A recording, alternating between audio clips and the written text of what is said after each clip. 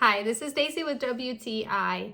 If you're looking to make some of your own essential oil blends at home, then you might want to consider these really nice glass jars from PrettyCare. These glass jars come really securely packed in a box, and you get 12 bottles. They included labels, the covers, as well as 2 funnels so that you can do everything that you need to make your blends at home.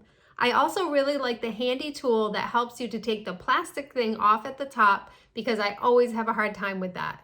With these bottles, you can make all of your own blends that can be taken with you on the road, keep one at your desk, in your car, in your bag, wherever you may need them. Once you put the cap back on, the oil stays securely in place with no leaking, and I really love that I have that option to make my own blends.